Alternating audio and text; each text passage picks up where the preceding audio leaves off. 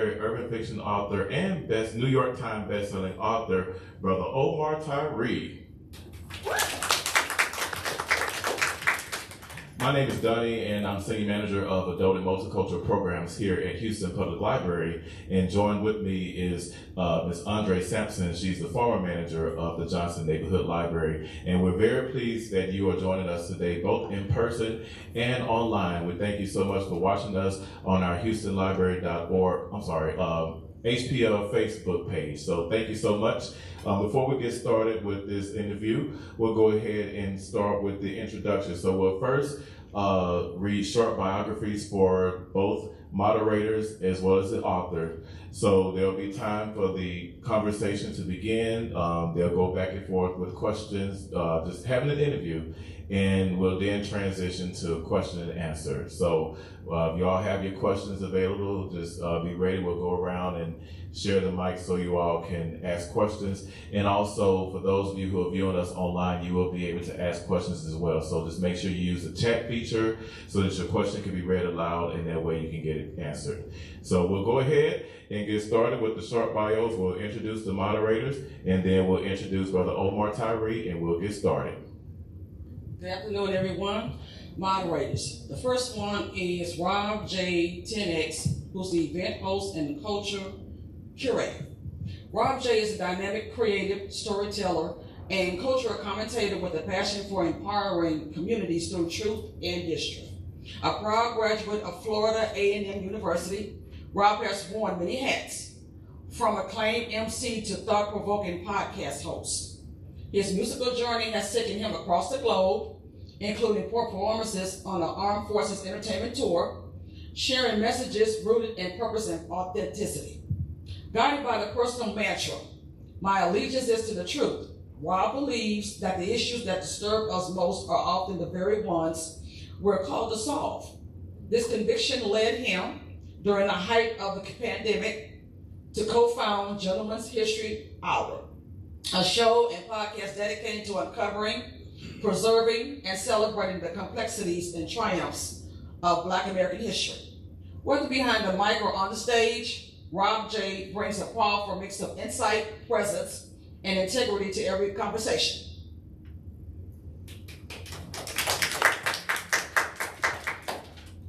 Next commentator is Ms. Pauline Jenkins. Pauline Jenkins is a dedicated nonprofit leader with extensive experience in program development, operations management, and legal services. Currently serving as an operations director for Hype Freedom School, Incorporated. Pauline combines her passion for youth empowerment, literacy, and leadership development to create impactful programming that serves children and families across Houston.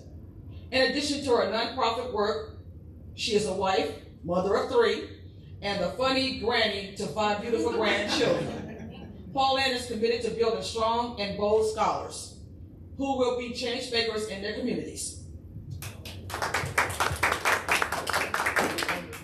And on to the man of the hour, Mr. Omar Tyree, the New York Times bestselling author, NAACP Image Award winner, and Phyllis Wheatley Literary Prize recipient for a body of work in urban fiction, is a cum laude graduate from Howard University with a bachelor's degree in print journalism from the School of Communications in 1991.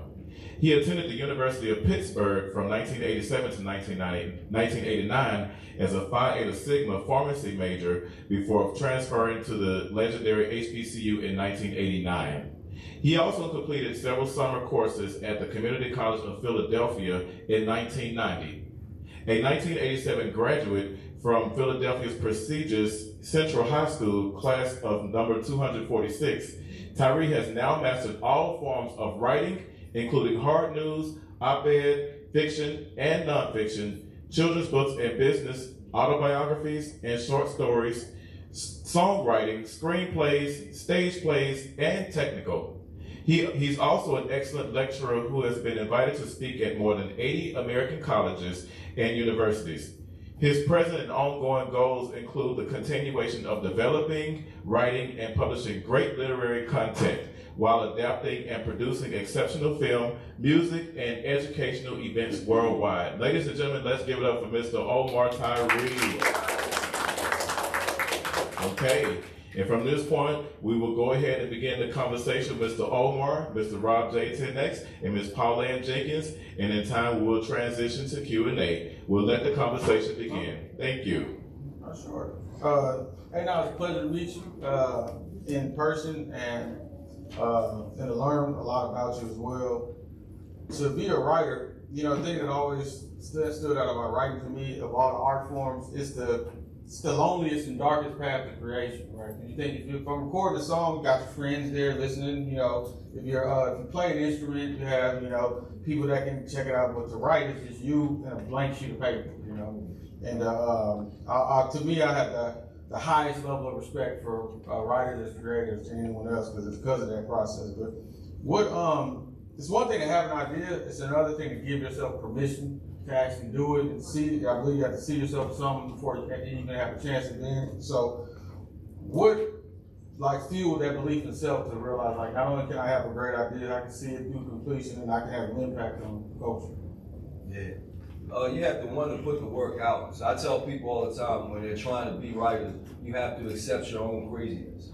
Because to be normal, we actually stop ourselves from doing anything crazy to be normal. I'm not going to do that. I'm not going to say that. I'm not going to act that way. So we hold back all the eccentricities that we have within us because we're trying to be normal. Well, writers do the opposite. I'm going to say that. I'm going to do that. I'm going to make that happen. That's how artists are. So you can't be an artist without breaking through of that normality that stops you from doing anything. And so I've always been that crazy dude in Philadelphia that will, I dare you to throw a rock at that car. Boom. I dare you to do this. So I've always been one that will do it instead of just talking about it, instead of just thinking about it. And so that's the way the writing thing or music or acting, any of that, when those cameras hit you, you got to be ready to go. And the people that start getting shy and bashful and afraid and all that, you in trouble. You can't do it that way. And so you always have to have, like you say, permission. You give yourself, I'm going to do it. And so, like Barack Obama, I love the title of his book, The Audacity.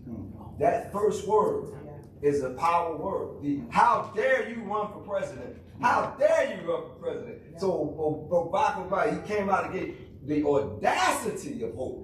The audacity of them going to run, you got to have that type of courage to do it. You know, so I was born with that type of West Philadelphia courage, you know, which when Will Smith said that, what he's really saying is that he's from the blackest neighborhood in Philadelphia. Oh, that's what West Philadelphia is.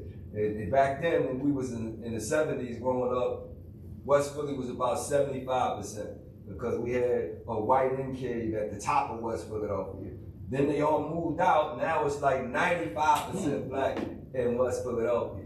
You know, so I'm coming from that type of, you know, do it, make it happen, have confidence in it.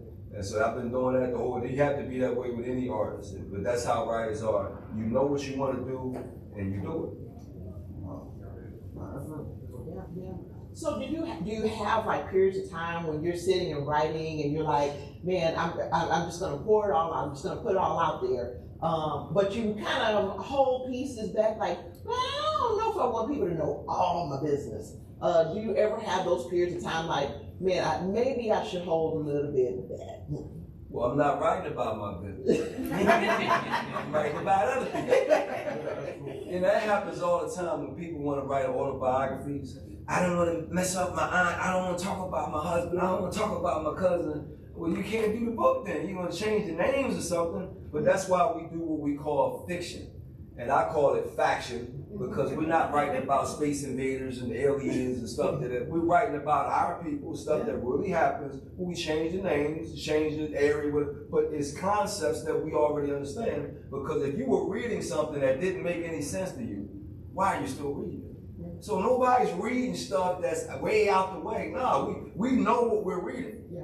But the thing is, with men, it's like, is this based on? I was in New York City last month. And the brother was, is this based on your exact life? I'm like, what point does it make? If I write a story about your life, but I'm saying things that happen to all of us, what's the difference if it's your life, my life, your life? But you gotta be from your life. You know, brothers want that authentic, like, come on, man, it's all authentic, you know. Yeah. But yeah, for the most part, when you put it down, it's ideas that you have, and I just don't scramble it around as what book do I want to write this time? I'm a journalist, so I'm always thinking about topics.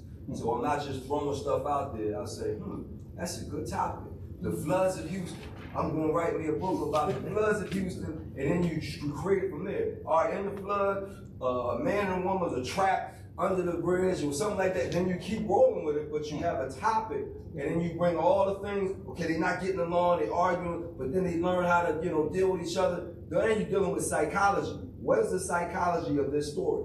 Then how many things can I bring to this story? What do I know about Houston? What do I know of this person? What do I know about that person? So you add all that to the flavor, but it's always a subject, and it's not just random stuff. You're always thinking organized about what you want to write. And with me, I always have a beginning and an ending. So I never come up with a story. As soon as I come up with a story, what's my ending? Right then and there. Wow. In 10 minutes, what's my ending? Now, it may not stay there. I may move it, but now I have a goal of where I'm going. So it's like going shopping with a woman, and she said, I want to go shopping, I don't know where I want to go.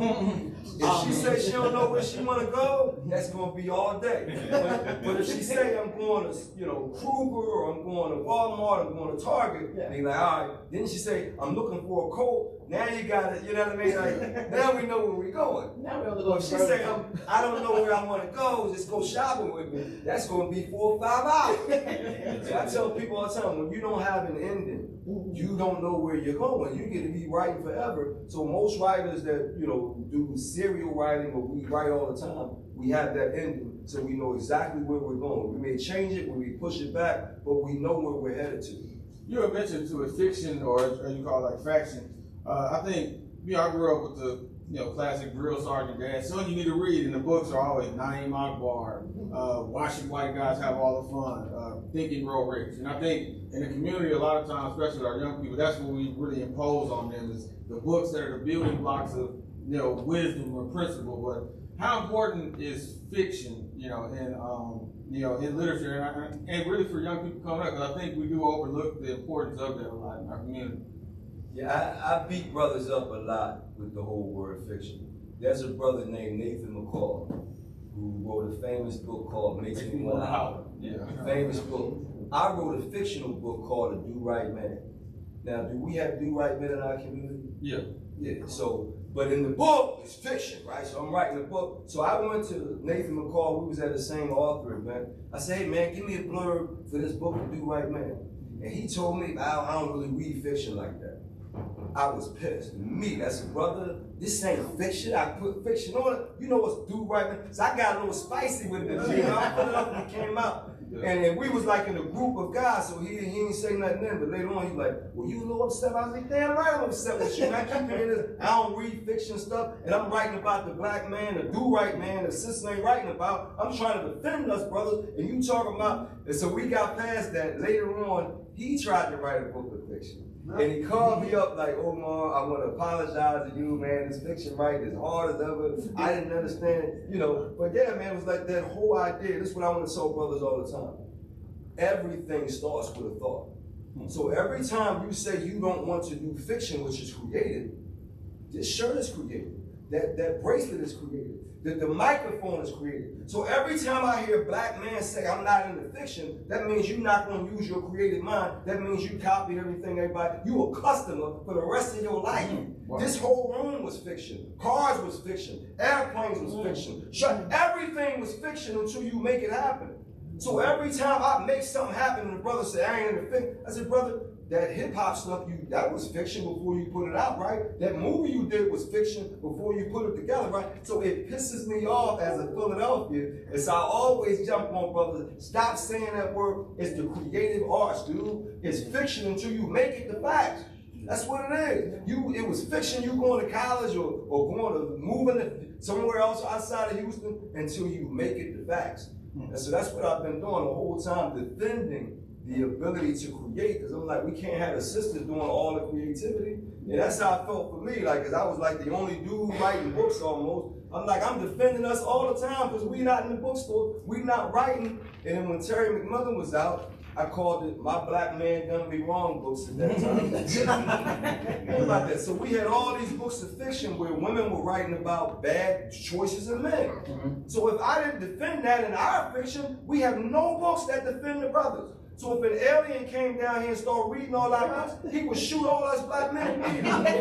They horrible, they're terrible, all the books show. So I had to defend the brother with a work of fiction, non-fiction or whatever else. But then you have to be able to balance everything out. And we have to be part of that creative process. So it was important for me to keep doing it. And people that didn't know me, went around me, since you're a book writer, they always think of intellectuals as soft and soft-spoken and apologetic. Yeah. I'm not that dude. I'm a Philadelphian. We gonna come out like this. That's how we are. Yeah. Right? So I'm not gonna be some soft-spoken, I'm gonna be a hardcore intellectual like Malcolm X, like Huey Newton, like the Bobby Seale, like dudes that was talking about the revolution back in the 60s. I was born in the wrong era, man. I should have been in that era.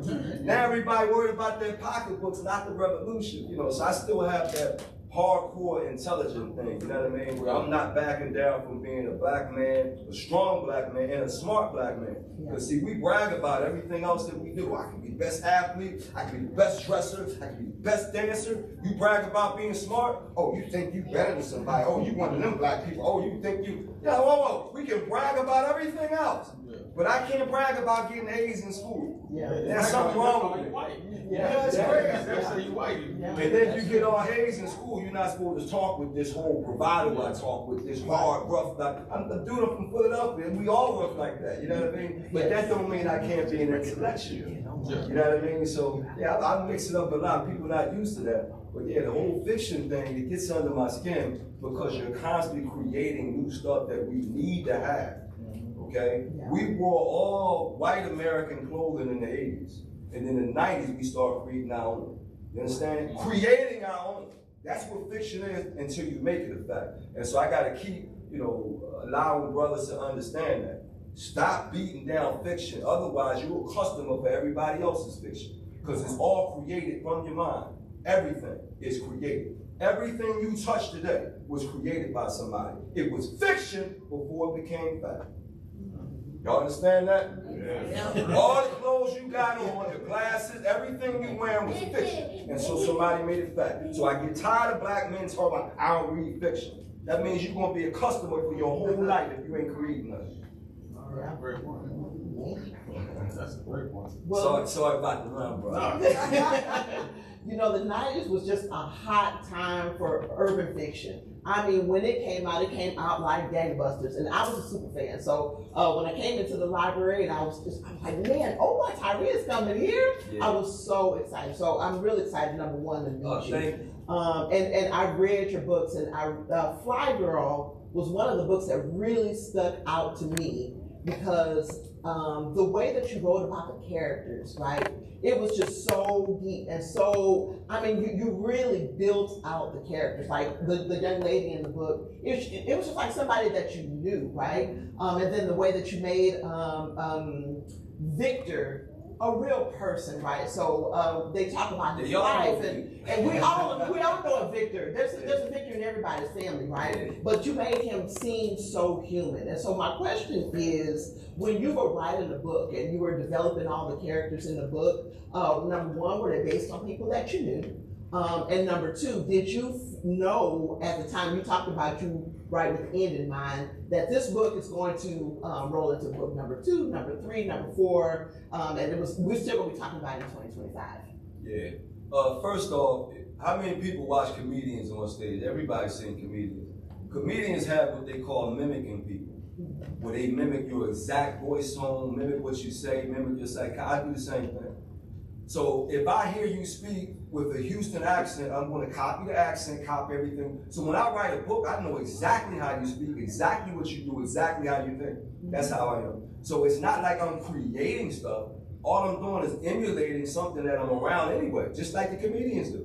And that's what we do. We study that all the time. So you have people that are on that watch other people. Like, I see how you said that, I see how you did that. So we're watching. Introverted. Most of your creative people are introverted. We're watching everything. So I was that dude where I tell people all the time, my mother was the oldest of 8.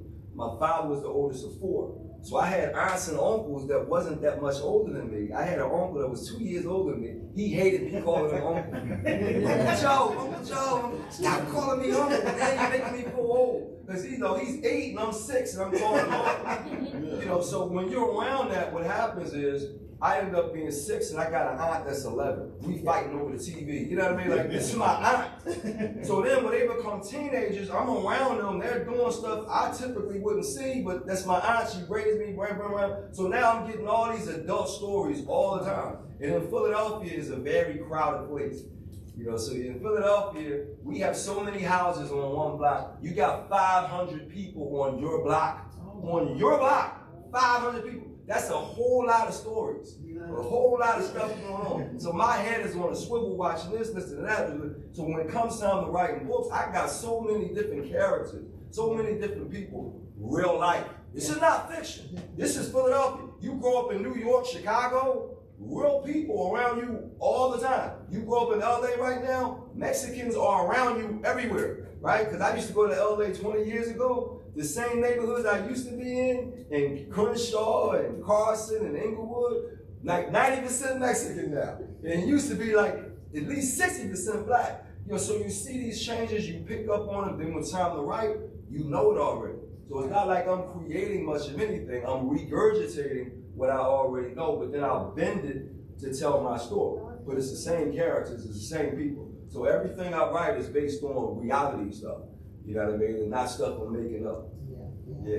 Hey, do you think today, I'll tell you a funny thing I did recently. I just went online with some of my boys. We were listening to songs from the 90s. Like, one of the songs we listened to was What a Man. It was almost like a woman from another planet. Just hearing what she was describing as, you know, a man. It was like, wow. Like, you think about how much the narrative has changed between, you know, I guess the overall archetype of, you know, the black man and black woman. Do you think your book would be received the same today versus in that time in the 90s when you initially released it? I don't know. You know, I gotta see, you know, how the young women accept stuff today. But I will tell you this, when I first wrote Fly Girl, okay, we call these kind of girls gold diggers, you know, Kanye West had the whole song, you know what I mean, gold digger song. But back then, these girls were very aggressive. So they would tell the guy, if you get money like that, take me shopping. Just like that, like take me shopping. And he say, no, well, get out of here. You don't talk to me no more. Them girls were, so she was that aggressive girl. Everybody's not like that. So she may be 1 out of 10 girls that's that aggressive. So when girls were reading it, they were like, oh my gosh, she's aggressive. They was admiring her, but they're not like her. So when I wrote that book in the 1990s, early, people were like, wow, this girl is crazy. Now, they're more like her than back then. And so what's happening now, girls are more aggressive, they want more, graduating more, they want more money, they got higher expectations now. And that became an issue. So in looking at all three of these books, you know, it's a whole trilogy series. I got For the Love of Money and Boss Lady. And Boss Lady is the third book. So we put all the books up. And by the time we got to this third book, Boss Lady came out in 2005. Now that's what Fly Girl became, because she was already aggressive and assertive. Then she got her college degree and got her money, went to Hollywood. She always had that aggressive, she kept getting successful. Then she ended up in Boss Lady. No man qualifies for her now, right? And this is what happened with women. When they get to a certain level, and they start saying, guys are intimidated by me because I got this degree and I'm making this money and I'm doing all this. But now she has raised the bar on what you need to do to qualify for her. So you may be a good dude, but you don't make 6 figures, you ain't tall enough, you ain't man enough, you ain't. So now she's looking for, and I'm like, yo, dude, like now you dissing all the dudes because you way up here, you the boss now. Now in 2005, the only woman that we really looked at as the boss was Oprah Winfrey. Yeah. Now every female rapper, every WNBA, every woman that got 6 figures, I'm a boss, I'm a boss, I'm a boss. And when you do that, I'm around men, I'm a real dude. You know what I mean? So I'm around men and they like, yo man, all that boss. When you get in the barbershop and the sports club, the football stuff, and it's men with no women, then the truth come out. But when the women come in, then it's tone it down.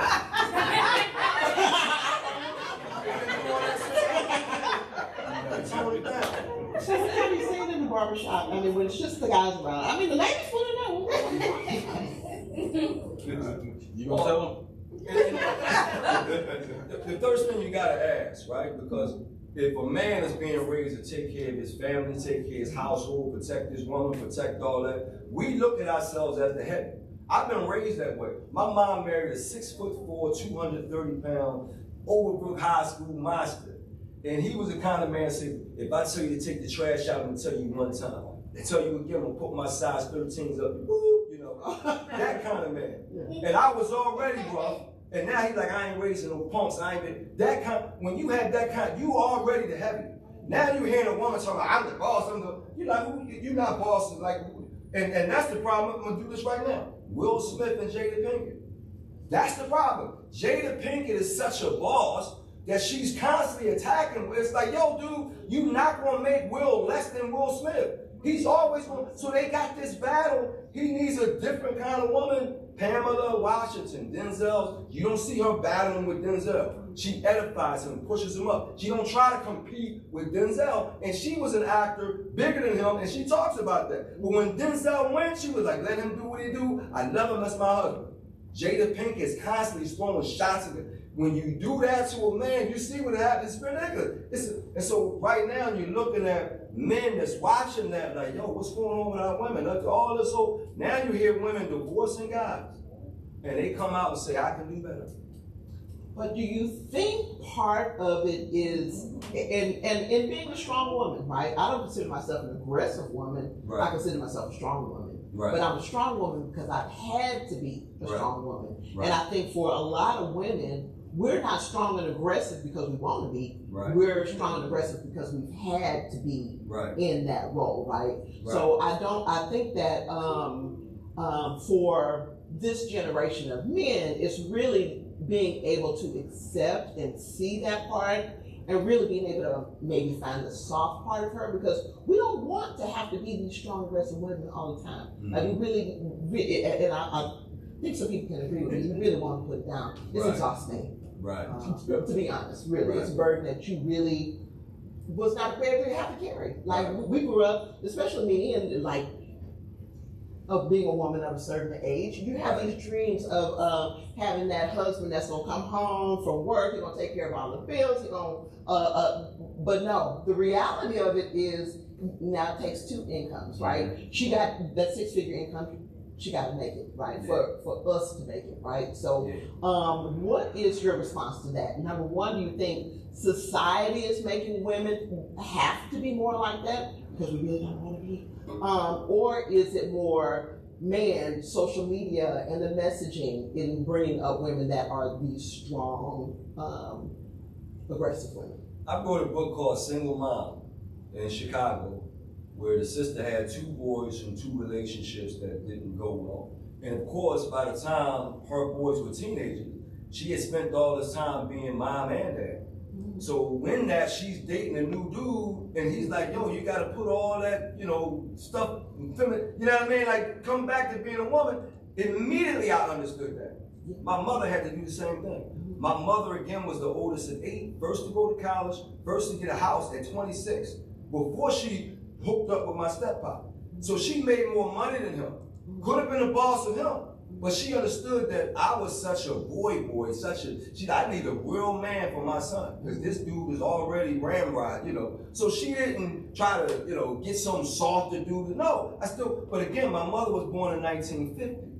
Different mentality. And in Philadelphia was a vicious city back in the 60s. So she wanted protection. Now women are like, I don't need protection like that. I live in a gated community. So now the value of that masculine man is not, now it's more about the money and negotiations. Now you got some men that wasn't raised on negotiation. This is what we're gonna do. I got the money, let's go do it. Now the woman like, well, you gotta ask me. So now the whole thing becomes more hesitant, like, okay, well, how do you feel about it? Some men are not used to doing that. I gotta ask you, it slows down the whole process of what we need to do. And so now we're looking at that, and I came up with these cards that we have, and I wrote a whole article, The Elevation and Evolution. We all have to evolve into something different now. Yeah. Because I'm not used to asking. In fact, women were not used to me asking, what do you want to do? Where you want to go? They start looking at you like, what's wrong? You don't know where you want to go? What's wrong with you? So even the women have to get into a new role where they're saying what they want to do immediately, instead of looking at you like something wrong with you because you don't automatically have a game plan. You see that? Now women don't want you having a game plan because they got a game plan. So now I gotta, what's your game plan? How does your game plan match my game? So now we got this whole new negotiating space, which we didn't have before. And the more you're built as an old school man, the more you're gonna catch hell in this new school behavior because you're not used to that. You know, so yeah, it's a whole lot of learning that men and women have to do. But yeah, women saying that I can do better now, where you get rid of a good man, a good father, because you have bigger expectations, that's not fair to him. And it's not fair to your kids, right? So now you're not hearing women say I can do bad, but they're not doing bad, they're doing, but I can do better. That's the new thing now. Listen for that. I can do better than him. How does that make him feel now? You see how it works? So it's a new space that we're in. Now you looking for a dude, left a dude that had you both. He's the father of 3 of your kids. You didn't left him because you can do better. So you got to look at that and say, is this working out for us? So that the answer to that, we got to have more discussions and conversations where we understand that that's what's going on now. And it bring back that point. Yeah, you got more social media where people can say it more and get more responses, where they get the thumbs up and they get. Now you got these whole feminine groups who are edifying. Yeah, girl, get it, girl, do it, girl. And I'm like, okay, but at the end of that, you're gonna have to talk to a man if you will. And we're not on that rah-rah with the girls. Because the guy's gonna be like, hey, all that stuff you was talking on the internet, that's not really gelling with me. You see that? So now we got these rah-rah groups of women, then we gotta come to him. It's like, I don't really like what y'all doing. And that's where the clashing is starting. But that's where it's hyper now because of social media. They can get on and say whatever they want in front of their peers, and then their peers like it and like it and like it and like it. Then they jump off, and everybody's doing it, and they don't understand that, okay, when you talk to the man, you're going to have to tone, you know what I mean? Because we're not coming out, oh, I'm going to be your butler, I'm going to carry, I'm going to follow you. No man is waiting in line to be under a woman. Nobody. And so when we hear you saying that, we like immediately, and it's a new term they have called getting ghosts, where the guys just disappear. And that makes sense because now you got dudes that they're not going to be like me. Well, I'm going to say it. And I'm going to piss a girl off. Now she don't want to give me none. And that's why guys don't say what they say to women. Like, I want to make sure I can get some. So they never put their cards on the table. I've never put my cards on the table. So they, instead of putting their cards on the table, they just disappear and don't talk to you anymore. And that's what's going on now. They're not manning up. I'm going to get what I want and disappear because she want to be the boss and she ain't going to boss me, but I'm not going to tell her that. This is what we're doing now.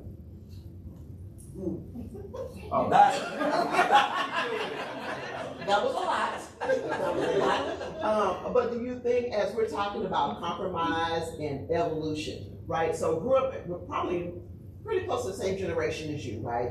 And as we're talking about the evolution of relationships between black men, black women, just men and women, period, right? Yeah.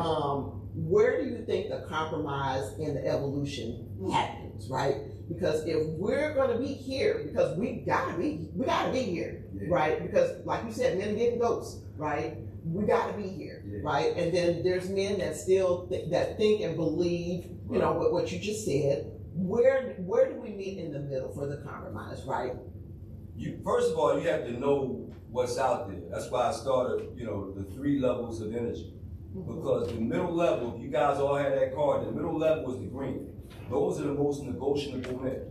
But when you aiming for CEOs, when you aiming for athletes, when you aiming for rappers, when you aiming for the biggest dude in the jungle, he is not negotiating, dude. LeBron James, Denzel Washington, Will Smith, when you aiming for dudes, them dudes are focused. That's the word they use.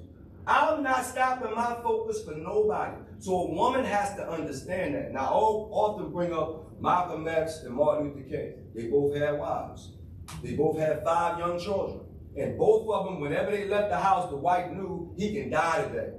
But they didn't stop him because it was a different time where the mission of this man is so important that I'll back down as the wife and be here when he gets back. That's not happening now. Now we got women saying, I don't care how big your mission is. You ain't nothing more important than me. Well, let's look at this. The audacity of hope came from what man? And he said he wanted to run for president. And his wife came out of what school? Harvard. Harvard Law. And now my husband talking about running for the president where I'm going to be the first lady and they're going to beat me up for my makeup and my dress and I can't be a lawyer. And this joker talking about, could she tell him no?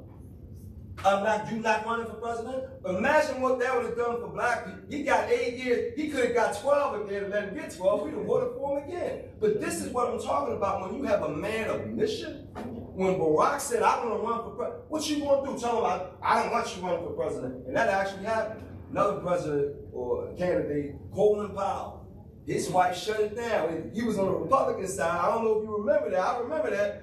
Colin Powell, people talking about Colin Powell. His wife was like, no, I'm not doing that. Shut it down immediately. So when you're dealing with a man that has that type of ambition, either you deal with it or you back away and say, I got to deal with another type of man. Right. So you have to know what you're dealing with. Like Jada Pinkett and Will Smith, that is venom because she wants to be a dominant woman. And it's like, yo, dude, if you want to do that, then find a Renee, find another dude that Will Smith is not going to allow her to do. So you see that clashing. It's like there's two dominant people. That's not going to work. So women have to understand if I'm dealing with that type of man, then I'm going to have to stand down, as they say in the military. If I want to be dominant, then I'll pick a dude that's less dominant, more negotiable. You got to know who you're dealing with. You know, so there's certain personalities. When you start asking, look here, sister, your personality is not going to mesh with it. I'm going to do this one more time. There's a brother by the name of Miles Davis, one of the greatest jazz musicians ever. Oh, yes. I love Miles Davis. Oh. Miles Davis is a man's man. He will knock men out. Cicely Tyson is a type A woman. Like Cicely Tyson is a boss. Yeah. When they got together, I was like, no, Cicely, no. Do not mouth off with Miles. Because you got to know who you're dealing with. Miles Davis would be in the South with white men and would tell them and give them that dude was crazy. So ain't no way in the world, no woman's gonna tell him and he ain't gonna react. So sure enough, they had a reaction thing, and then Miles got beat up. Oh, he's a Messiah. Look at it. Cicely should have been nowhere near Miles with her personality. So you have to know what you are and what you can't be around because it's just not gonna work. And so that's what I'm trying to do now, explain men and explain women. So we understand this is the wrong kind of man for me. This is the wrong kind of woman for me. This is the wrong kind. So we have to understand who we're dealing with so we can understand this is a perfect mesh for me to do what I need to do. I think blackness is one of the things that's unique about it. My son's another day. I think to be black today in America is unlearning is just as, if not more important than learning. You know, and I think it takes a certain level of self-awareness. And if you haven't done that, look in the mirror, you're always going to have problems. Now, because I admire his ability to speak this self-aware. He told me the other day, he said, you know, Rob, I respect a woman before I respect a man. I said, why? You know, because that sounds foreign. I got Roman numerals out. I grew up with my grandfather. So I'm like, what do you mean you respect a woman before you respect a man? He said, man, the whole time I was with grandma. You know, you were with your mom. I was living with grandma in the hood. All I ever seen a man do, be a junkie, be this, all I saw was one women holding it down. So in my life, I respect a woman before I respect a man. I can't have a man manager. Now that's a man who's reached the point of awareness. So like he can actually begin working. I know a woman told me this one time. She said, you know, my whole life, a man was always positioning me to be a threat. My dad gave my mom an STD, so all my mom ever wanted me to do was like not be dependent on a man. So it's like, don't let the boys get you off your get in the way of your school. Don't let the boys get in the way of this. So all the man ever been presented to me as is a threat. So it's like if we don't have that honesty with self, I think we're gonna have a lot of, you know, we're just gonna be infighting or whatever. But my mentor, he said, man, the best way to have a better lover is to become a better person. But you're very passionate, I see, about this blackmeninamerica.com. This wasn't something I knew about before you came up here, but it seems like a platform, you're a man of many conversations. Can you elaborate a little bit about what this project is and your 4 types list? Yeah, Black Man in America magazine, where we get to be men. And it's important for women to understand that, particularly younger women. I think older women already know because you had grandfathers and we had a tight-knit community. I think with the younger women in their 20s and the teenagers who are getting more stuff off of social media, they need to be corralled by older sisters. The mothers have to talk to them, the aunts have to talk to them and let them know, look here, this is what's really going on. This is how men are. This is what it is. Because now it's like they're not getting that. And when I hear young women speak, I'm like, have you brought that up to men, the guys that are around? It sounds like they in a way another room over here, and I'm like, y'all don't know anything about what guys are thinking, because they're thinking totally opposite of what you're thinking. And so I think with the younger women, you need to corral them back in and have older women have more conversation. And this is what I'm looking at. If you have moms that are raising both the boys and the girls, right, and they're so busy, they may not have that conversation with the boy or the girl. Right now, I had intimidation as a part of fatherhood when I was the boy 6'4", 230. So when he asked me to do something, ain't no argument, ain't no later on, ain't none of that. As a man, I learned to be dutiful. I'm gonna jump right now. That's why I can go on a tour and be at my next date on time, because I'm a dutiful man. What if you was raised by a mom where you can say, I'm gonna do it later, or I'm gonna catch it later? And she had no intimidation. Because see, I was already taller than my mom by about 14. So yeah, that's what's gonna happen. So now she's like, I need a man to deal with this boy. If you don't have that, now you got dudes playing arcade games all day and won't go to church. You can't say nothing to him because he didn't have that lack of intimidation. So now I look at the intimidation I had and said, damn, I didn't like it. You know what I mean? You ain't like getting your behind wheel out and whatnot. You ain't like being afraid of your father, but now that I'm a grown man and I raised my sons not exactly the same way because I had so much presence, they already understood, but I can call my sons and get them to do what I need them to do now. Now, I'm not overdo it, but how many parents now can get their kids to do what they need to do? And this is what I'm listening to now. We grew up with intimidation. Now we got parents saying, would you like to go so-and-so? Would you like? I would never ask stuff like that. Get your behind in the car, right? So now I make jokes about family reunions. We got parents asking their kids every day, would you like to go? So the family reunions got 25 people now instead of 100 because all these kids talking about, well, I don't like cousin so-and-so, so I don't want to go. We didn't like most of our damn cousins, but you got in the car anyway, and then you end up liking your cousin after the damn family reunions. But now we got parents that then got so independent and don't understand how to make their kids dutiful. We got kids saying, I don't want to be involved, I don't want to be involved. But 10 years old, 15 years old, they debating you. So we didn't got, so now we got women and men ready to debate at 16 and 18. I couldn't debate no, so now they don't understand certain skills. And I'm reading articles about slackers and lack of duty and lack of stick-to-itness from these new kids that's going to be on cell phone all day long thinking something's going to happen through social media without them doing the work that they need to do. And that's boys and girls. But they got all these expectations and dreams about what they want to do with no work. Yeah. And so that's an issue for boys and girls. Yeah. But yeah, it's part of the parental raising now where you don't have that strong union, where you got a woman that, well, I don't want to intimidate that's part of being a parent. It's part of being a parent, because if you don't intimidate your kid, then you got to keep explaining stuff. Because at first, because I said so, I ain't like that either. But then you get older and you're like, this ain't in the, do not touch that hot stove, you're going to burn your damn hand. Right? You can tell the kid that after the third time, you just smack the damn hand. Don't do it. You know? So you ain't able to negotiate everything with you. But this negotiating is led our kids way down the lane of not being able to be pulled back. And I'm so happy that I raised my sons with intimidation, because I can still get them to be dutiful men. And that lack of intimidation from men, it don't work. And the same thing for women, right? When you have to do what you need to do, I don't want to hear about your feelings. And we get too much of that. I don't feel like, I can't say that when it's time to pay the bills, when it's time to fix the car. Ain't about no feeling. Get out your feelings and do what you need to do. And so we got to train our kids back on that, because we're getting away from that now. Well, that hurt my feelings. I think feelings are important. But, and I think that it really takes both sides, right? A balance of both sides, right? Because I feel like as women, God has put those feelings in us for a reason, right? And so I think that it takes the structure that men bring to the family, to the home, and all of the things, but it also takes a woman's feelings, because sometimes men get going on getting a thing done, and sometimes we just got a feeling, and you know, and to be able to communicate that and feel like our feelings are going to be heard because they're valid, right? And sometimes that piece gets missed.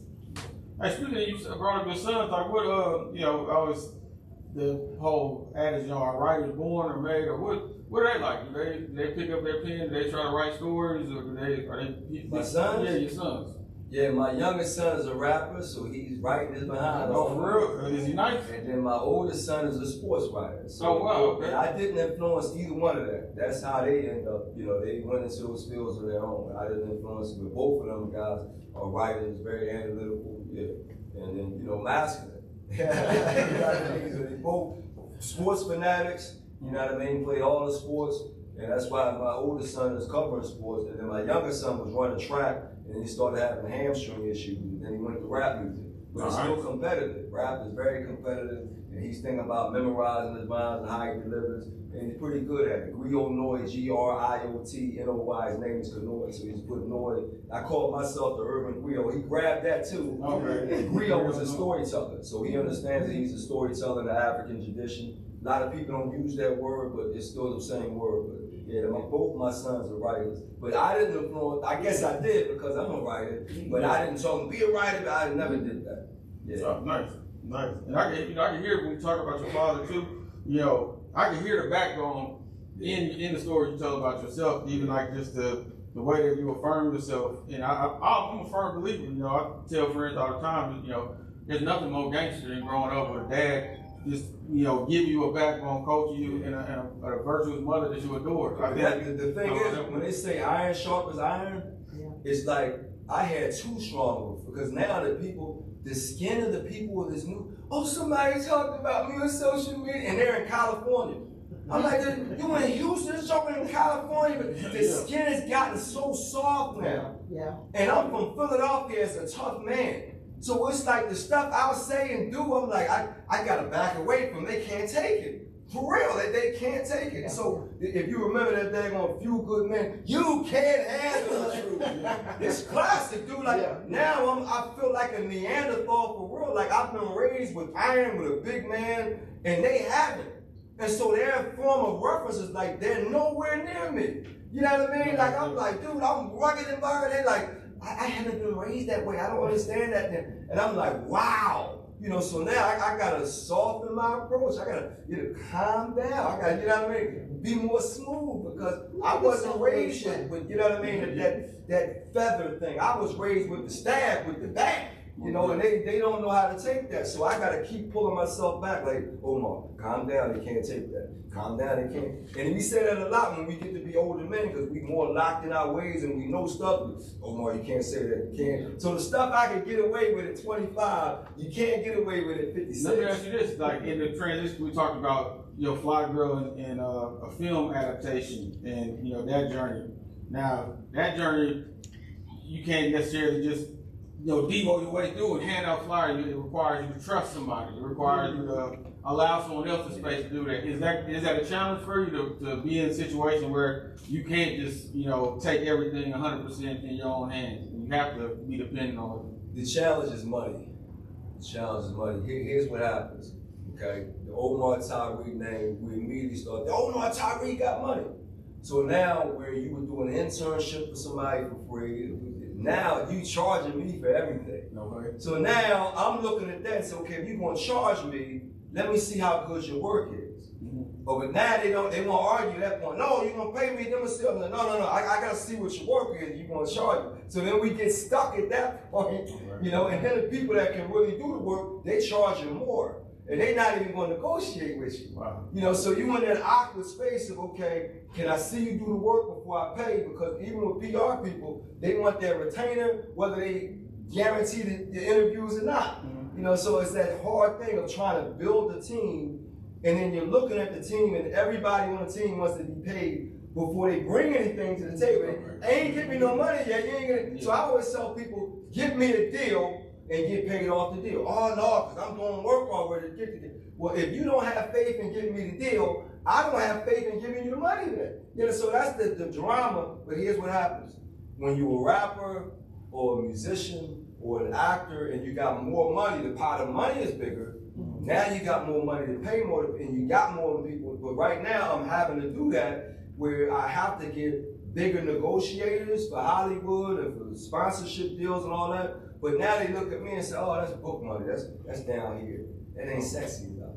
So now I don't qualify, right? So I don't qualify for these bigger, but if I'm an athlete, I qualify, I got more money, right? If I'm a rapper, I qualify, I got more money. If I'm an actor, but as a writer, intellectual, he ain't got enough. So now I can't even grab those teams that help out all the other guys that, that we know, because they're the intellectual, we don't have the same type of revenue. There's a lot of money in books. Like what type of books you have to be moving to make a living as a full-time author? Like how many books you need to be selling? Say I want to pay you can hit the New York Times sellers with 50,000 copies, make 200,000.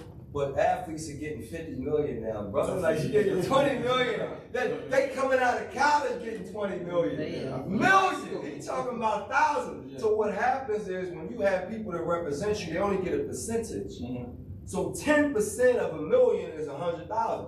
10% of 100,000 is in the 50s. So they immediately look at that. If I'm dealing with athletes, I'm getting hundreds of thousands. If I'm dealing with Omar, I might as well have a school teacher. You see what I'm saying? So they only getting a percentage. So they already looking at how high of the percentage they're going to make. And so they always want that #1 draft pick that's going to get the most money. They always want a person that's going to get a sponsorship, because they're going to get the most money. In the intellectual game, we still trying to work toward that. Okay, no, definitely. Thanks for the insight too, because I never knew that. I always wonder how to. It's great good money, but when you start looking at who they represent, because right now I want to be represented by Clutch Management, which is LeBron's people. Yeah, Rich Paul. And they already with the NFL. I got an NFL book coming out next year. And immediately they say, oh, women are not in football. So now I want that marriage with the NFL where I can be at all the hot spots to sell to everybody that's there. So I can't be outside the NFL, and Clutch Management's already dealing with NFL guys. So I want to get in with them. Then you got books that you can write, WNBA players. I want to, deal with their books and whatnot. Then you got the regular NBA dude. So once I'm in over there, but now Nicole Lynn that represents Jalen Hurst, who's from the Houston area. Jalen Hurst makes 51. Then he got a Clutch Management deal. Then he got a Michael Jordan. So we talking about 70 million a year. They would earn that. So that's the hard part. That's not no problem. No, Rich, that ain't no problem. We gonna just start speaking more into this. That's man. Before they didn't Rolodex, it's tough, man. I'm trying to tell you. I'm working on it. Definitely, man. I think because we do need more creative. Like what you're doing right now is really what I feel like is a bold way of really addressing issues that are going on. Because I think we've settled down to this whole idea that if we just have conversations on social media, then that's enough. And it's kind of like things kind of become like rant energy. It's like, nothing wrong with speaking out, but you putting together cohesive thoughts about an issue that you want to address. I think we need more of that. And I think the way you go about addressing things, we need more creators like that. More messages. I got a film right now that's already done. We got the actress Natasha Mark that's already signed. And we wanted to go after Kobe Cerebro, who's the Ghana brother who's on Queen Sugar. Brothers on Queen Sugar.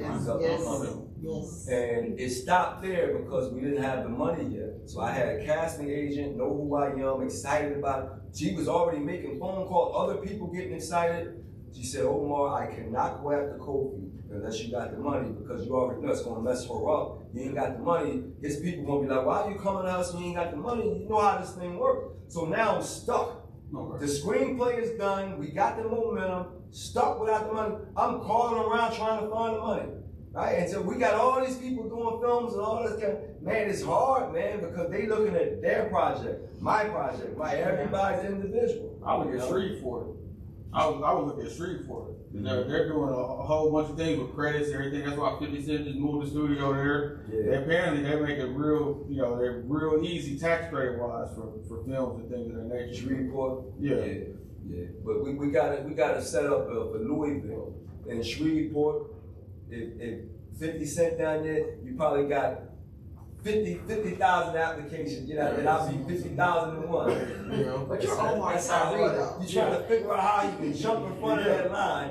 Well, I think you got a strong resume, though. I think you do. Yeah, I think you got a strong resume.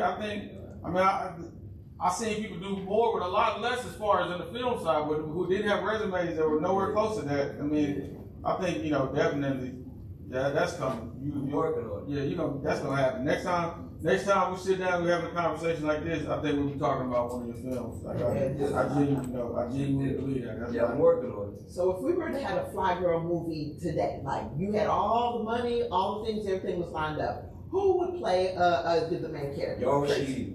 Who? Yara Shahidi. Blackish, grownish. Oh, yes. She got the honey brown complexion, already been on TV, already know how to act. But when this book first got snatched up by Lionsgate, she was on Blackish as the older sister at that time. So she already had the sass. And then as far as the personality, I'm going to teach her how to be in Philadelphia. Because we got harder. Our women are managed. And so you teach that she's an actress. Yeah. You teach her to be that. But yeah, she fits. And then other people grabbing older people, she's still like 23 years old now. But when I was first looking at her, she was 15, 16. So now you're running out of time. Yeah. So if she gets like, if it's 3 more years and she's 26, 27, then I'm gonna start looking at somebody else that fits. Yeah. Now she don't have the height, but you know, at that point, I'm like, I'm not gonna go exactly, you know what I mean? But Tracy had more height. But the complexion and then being on TV and acting and all that. Yeah, so I already had mine. You know, and everybody had their own, I saw this song. You know, when we first started talking about it, Yara Shahidi was the only female black on TV that was a teenager.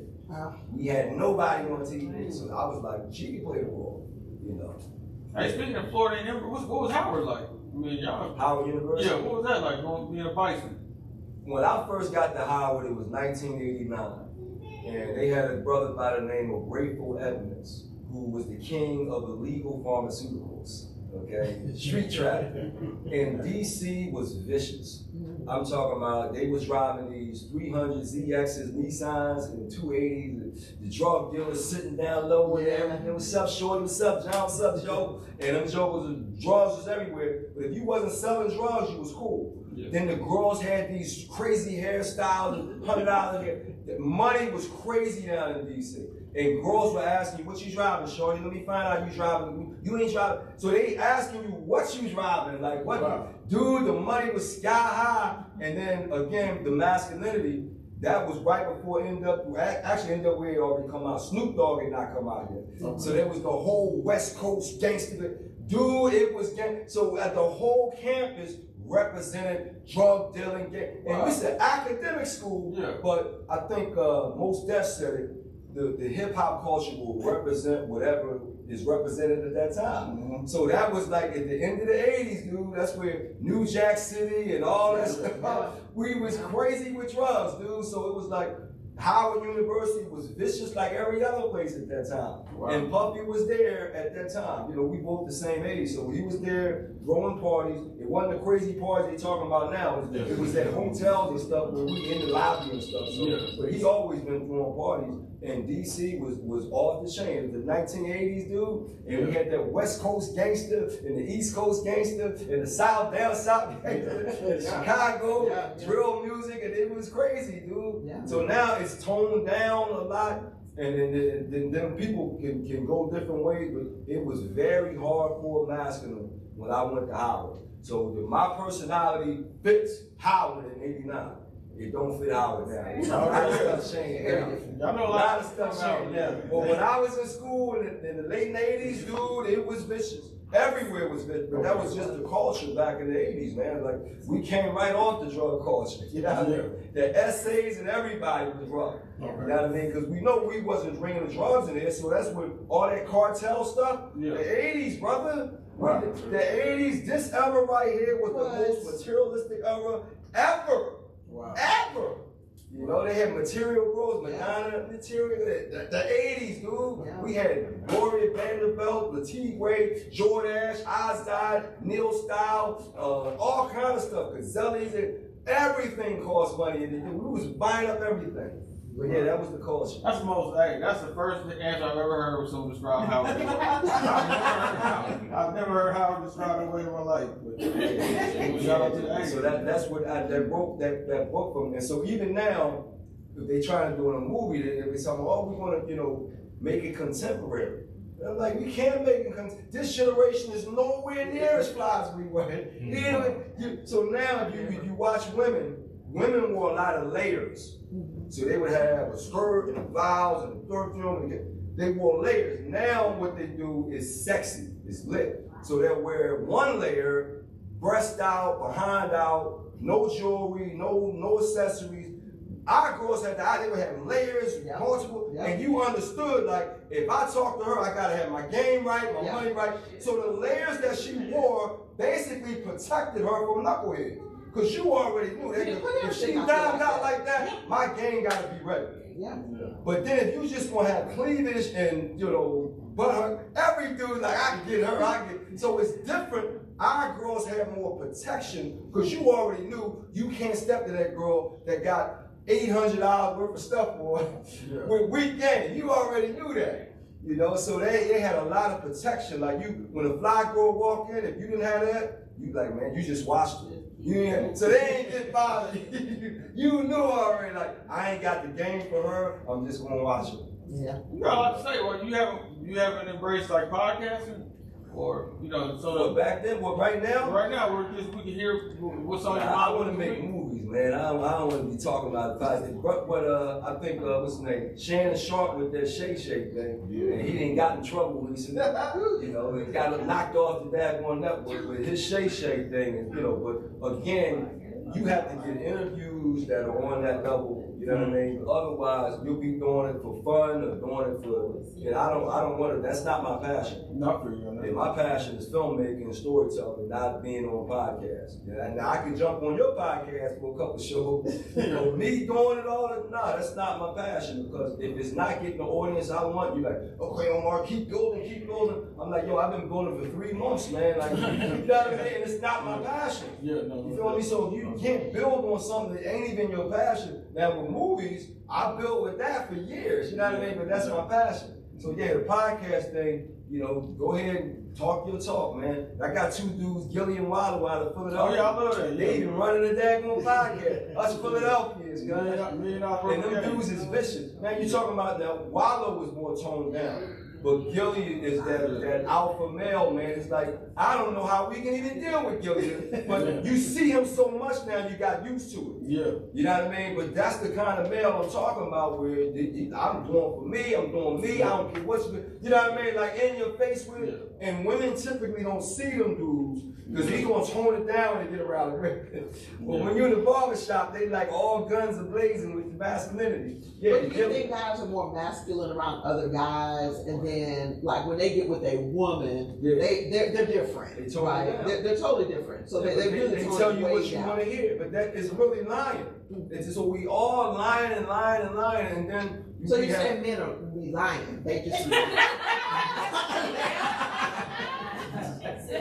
But you learn to do that to keep the peace. So married men are like, look, I'm not trying to piss my wife off and be sleeping on the couch like you are. You know what I mean? I want to, so therefore, I'm not going to change a woman. They're going to be women. So what you battling about? You know that they're going to do this. They're going to be emotional. Why are you arguing, Omar? They're going to be women. So most guys are like, why you even? So in that mind, it's like, I'm not going to piss my woman off on something that I know she's still going to be emotional. So why am I doing that? So even though men know it's true, like, yeah, women, they'll say that just like in a whisper. Yeah, I know it's true. I'm going in. I've been married for years, so I've been around married men. We close the door and then talk real, and then open the door back up. Yeah, I mean, it's ridiculous. And these dudes are 50, 60, 70. But that's what it is. You never want to piss off your woman. Because you're always thinking about, am I going to have a good night or a bad night? Depending on her emotional state. So is it worth me telling the truth for I have a bet? When I know she's a woman, she's going to be a woman. So guys are like, the hell with that. Omar, like, so what is the truth? So what? To kill that, man. Keep your woman happy. Me and my husband have a conversation about that. We need to talk. The truth is this is like it's a curated truth. Part, I like that. I like that. It's a curated truth. Well, I want everybody to know, after the session is over with, I'm going right across the street to Shack, and then we can sell all the books over there because you can't sell books in the bookstore. So I'm going to go over there and get something to eat.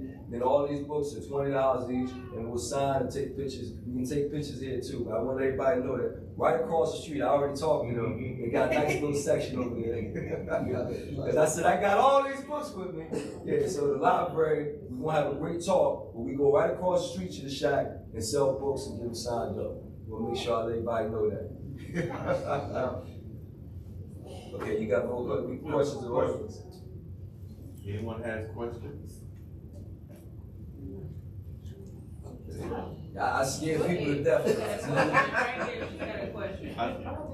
Go ahead. We'll come to you. Yeah, you go first. You got the mic. You got it. You sitting up front too. Hello. Good evening, everybody. Thank you, Omar, Tyree, for coming here and to talk about your books and your stories. I do have a question.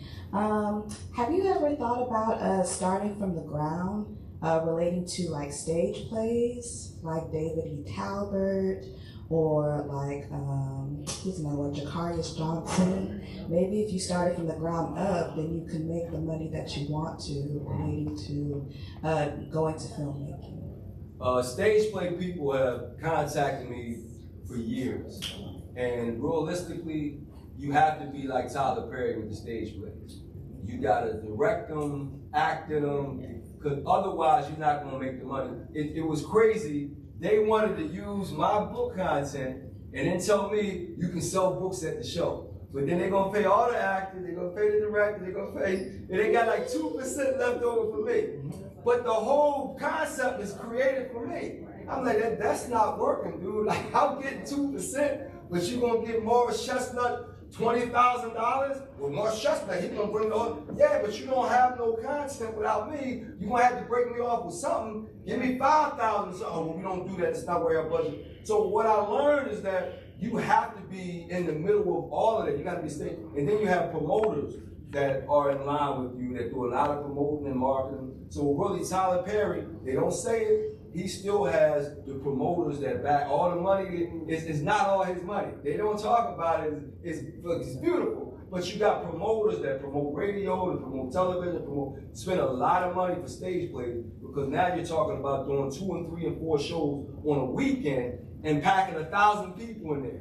Now, for me, if I can get 50 people as a football, so now they're talking about a lot of marketing, a lot of money they put in stage plays. If you think about stage plays, radio is, come on the stage, but they're paying a lot for radio. So it's not really the bottom, you still gotta get money.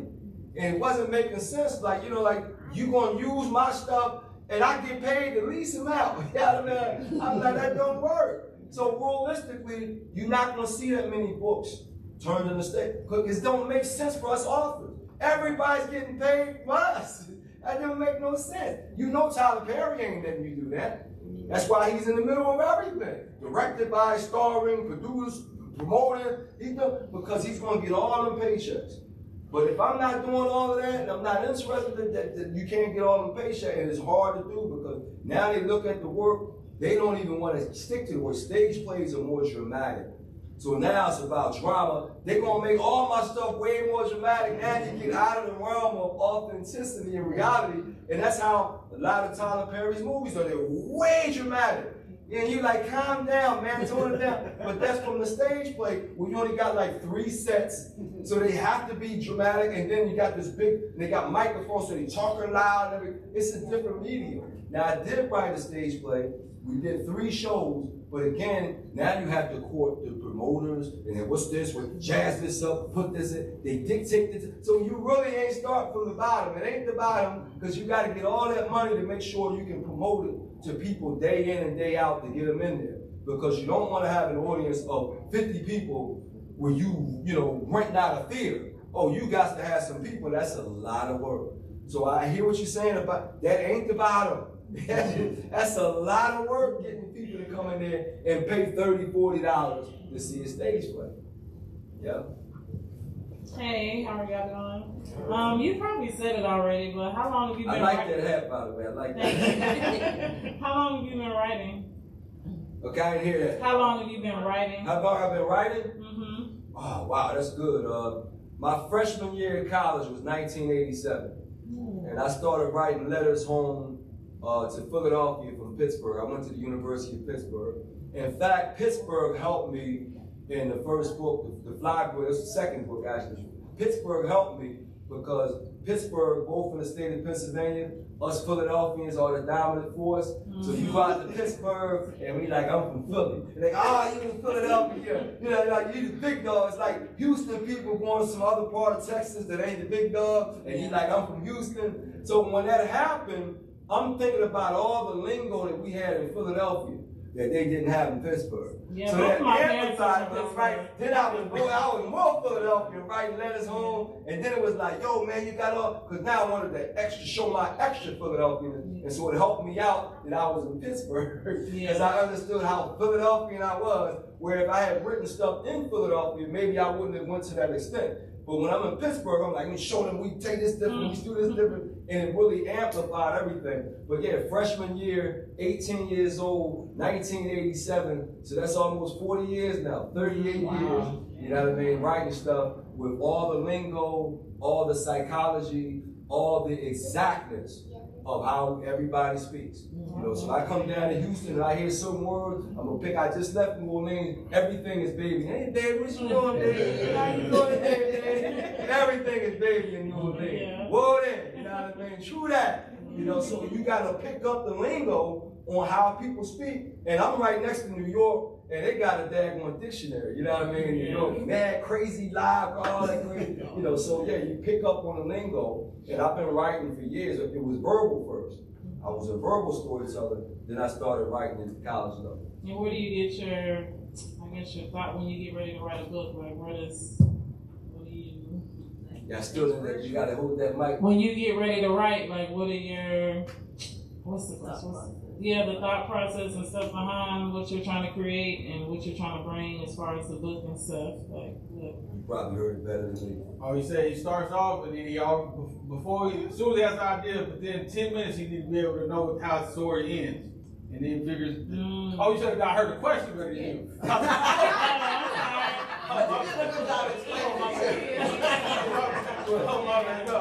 She was asking about the process. So, my bad. It's more so what's your motivation whenever you're doing process. Right? Yeah. My process again is the topic, the beginning, and the ending. But I'm always writing topics that are different topics, new topics. I'm not going to write something that's already been done. You know, so this book last year, perfect example, Control. That was an issue for me because I want to be in Hollywood. It's a control issue. When I go out there, now that you guys been around me for a minute, you know I have a dominant personality. You go to Hollywood, they don't want the writers having a dominant personality. They want to take your book and do what they want to do with it. Problem is, if they do that and it don't reflect what I wrote, and then you put me back in front of people, I'm pissed off now. And you're gonna know I'm pissed off. I don't have the personality that's going to cater to someone else. I'm a dominant personality. So I bring up another name, which we haven't heard lately. Have anybody ever heard Sister Soldier speak before? Yes. Oh, yes. Yes. Could you see Sister Soldier being in a situation where you change her work and then she's not going to tell you that? Yeah. And so I have a similar personality. So if you really start thinking about our dominant creators, ain't nobody going to change what Spike Lee trying to do. Ain't nobody going to rest in peace to John Singleton, but I knew him. You ain't changing what John Singleton trying to do. Ain't nobody changing what Tyler Perry's trying to do. Ain't nobody changing what Will Packard's trying to do. None of these dudes, and what's the dude named Ryan Coogler? Yeah.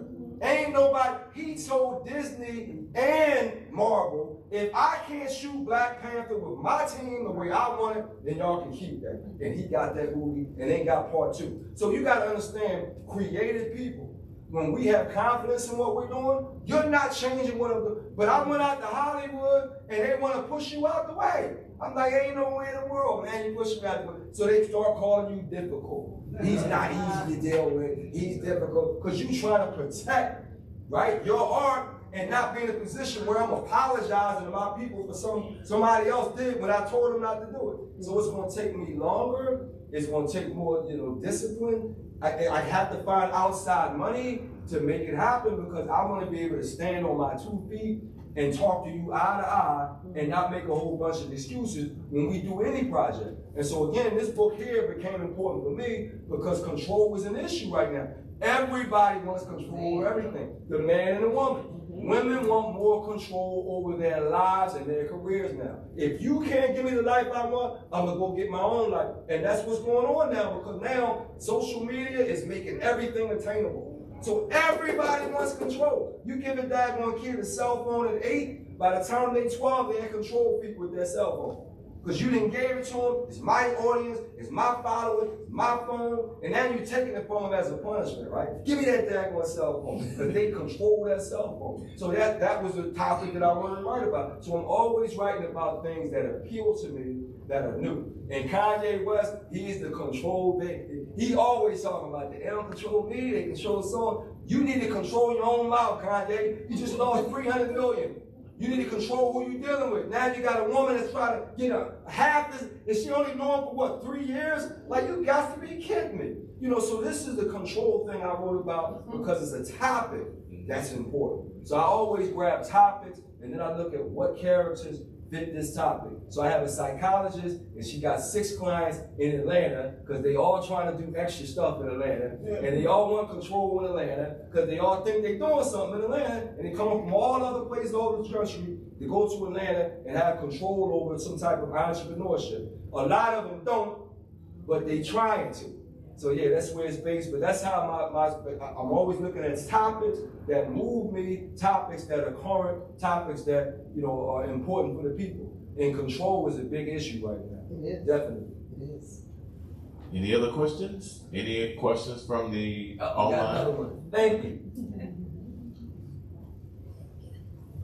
Hi, everybody. So I had a question, kind of mentioning what you talked about before, and I really appreciate the discussions with feminine versus masculine, and in my opinion, we all got a little or more in all of us, and so depending on who's there and the environment, how not just the ground and the earth, but literally you in this city, you brought up Philadelphia, and I'm from Louisiana, and I worked in New York for a little bit, and I used to work in the NICU, and with the preemie babies, and it was a lady there, they're nice-ish, but they can be aggressive, right? And so I was trying to figure out, is she mad? Do I need to de-escalate? Because she was just oh, she cute, right? I can't even do it, but she was talking about her baby, how cute she was, but it was real aggressive, and I was no, what you're saying is positive, so you're not mad, and so we all have the levels, but depending on the environment, how we're raised, who's there, what's there,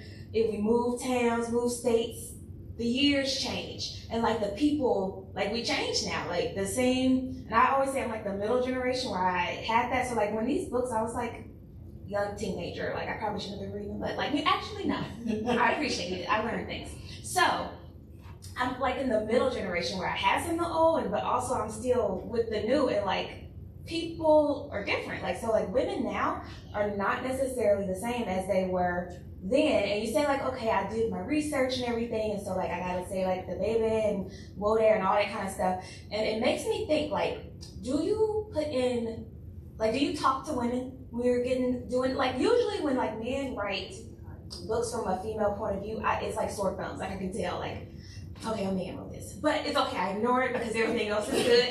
Do you ever notice that? Sometimes you can just tell, I wouldn't say that. Nobody would say that. I don't know a woman who would say that. Just sore thumbs here and there usually, but I don't really see that with your writing. And so I want to know, do you talk to people? Did you talk to people then? Do you talk to women specifically? Did you talk to women then? Do you talk to women now? How do you figure out, how you're supposed to, the verbiage, Does that make sense? That's a great question. Let me see if I can grab that question. It's just, you're not going to be interested in every story and every person. So it's the differentiation of catching a topic and working. Can this person work this particular topic? Like for instance, the person in this book is from Camden, New Jersey, woman. And immediately I'm thinking about the psychology of Camden. Camden is right across the bridge from Philadelphia. So it's they're right next to us, but they're not us. So in that one, she has this chip on her shoulder to prove. So Camden people, I know people from Camden, so they're always trying to prove we just as good as Philadelphia. But they're dominated by our radio, our television, our sports, all the stuff we do, because they're right over the bridge. So each person I'm looking at, does this psychology fit? So she now has something to prove. Then I bring her to Atlanta, she got something to prove with the people she's trying to be a doctor with. So now she got a chip on it. So now I create something extra with the character that's going to be dealing with people. You try to give advice, but you got a chip on your shoulder, you got something to prove. So you create these characters that are diverse, they got a lot of stuff going on, so they're not simple characters. So I'm always adding stuff to it, and I just understand complexities that way. When I'm watching movies, I'm always watching for complexities, for depth. You know what I mean? And then growing up in Philadelphia, you know a lot of people. I got aunts, I got, school teachers. So I'm constantly studying. And then I do types. If you have that flyer back there, 4 types of men, types of women. I'm always looking at type. What's the stereotype? What type? So I'm always looking at personalities, putting them in. I'm also into the zodiac signs. I'm into numerology. So all that stuff is a part of, okay, what's your sign? Oh, you're Sagittarius, you're Leo, you're Taurus.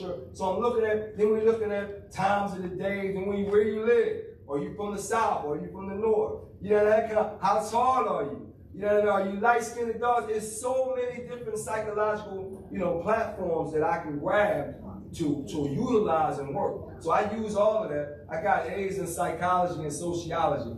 And I was real proud of that because I went to Pittsburgh at the time, and no black people got A's in psychology.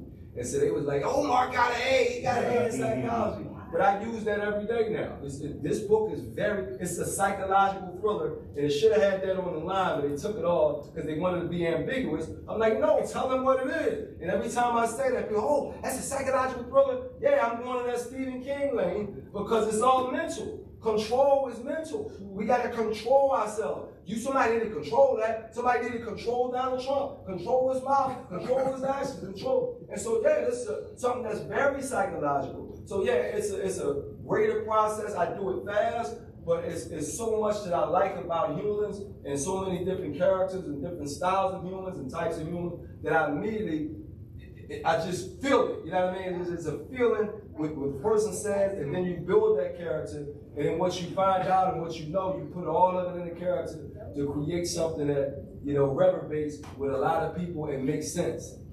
So I do that all the time. Yeah, yeah, so we got one more question. One more question. One last question. Anyone online? No questions online? Okay, one last question before we close it out.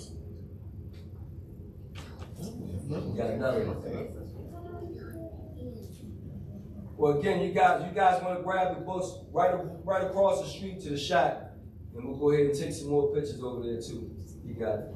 Yes, so actually I have a comment and another question. So my comment is, I first read Fly Girl when I was 12 years old.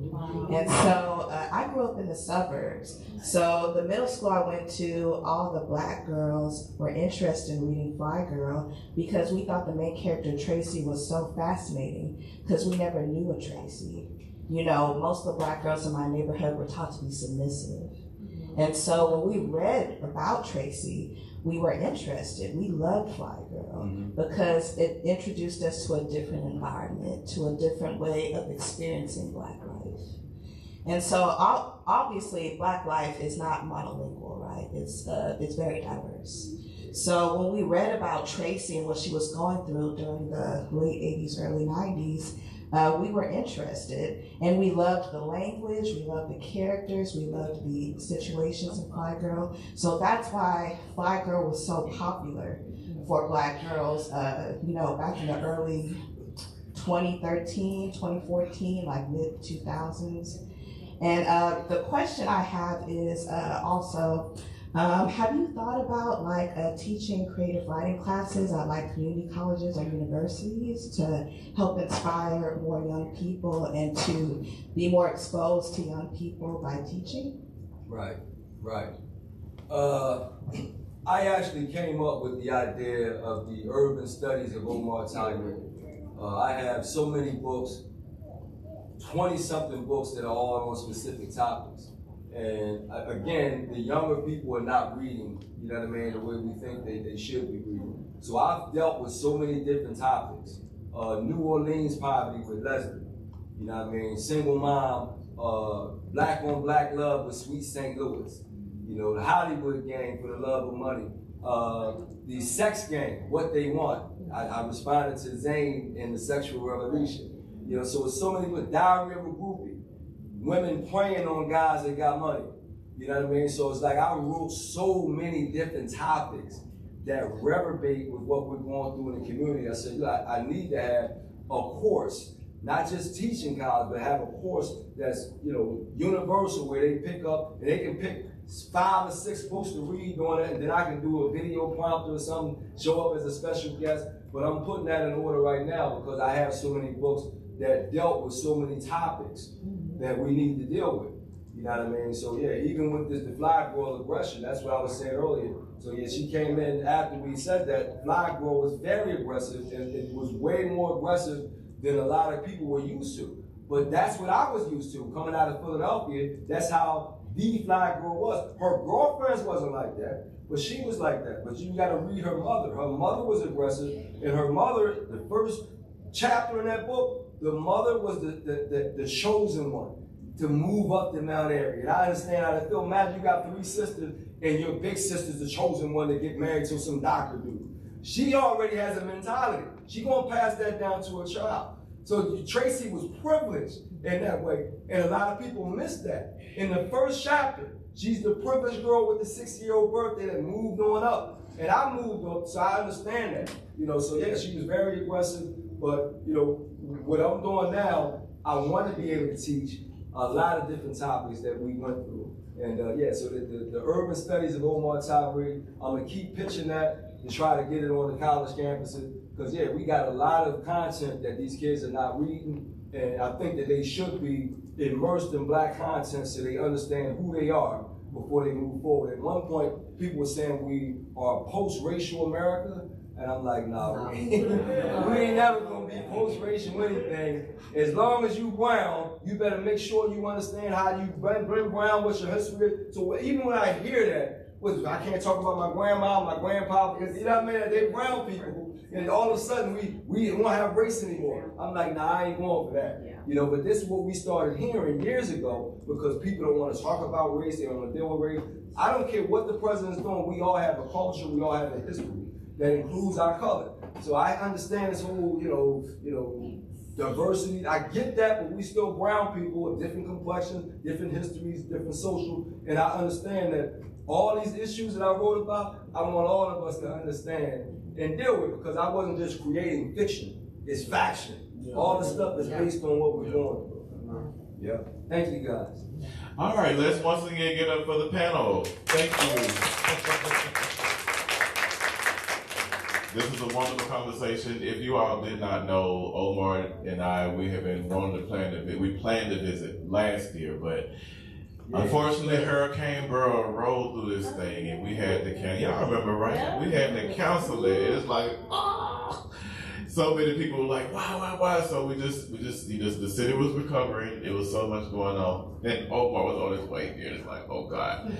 So we're so thankful that we were able to bring this thing to life today, and thank you so much. Oh yes, come on now. Yes. This not right last year? It was supposed to be right here last year. So the customers were asking questions, so they say, you know what?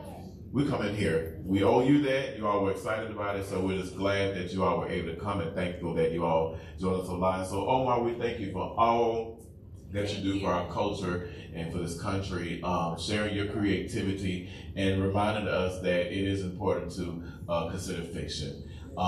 We wish you much success in all that you're doing. You continue to enjoy your summer tour as you're getting ready to head up there to Dallas and all these other states. You continue to drive carefully, be careful, and continue to meet great people and just continue to bless other people with all that you do. And I also want to thank our dynamic panelist, Mr. Rob J. and Ms. Paulette Jenkins. Yes. You all asked very insightful questions. I know Omar had asked for 2 moderators. He needed somebody that's seasoned, he needed somebody younger, and I think it was a perfect setting, and you all asked those questions based on.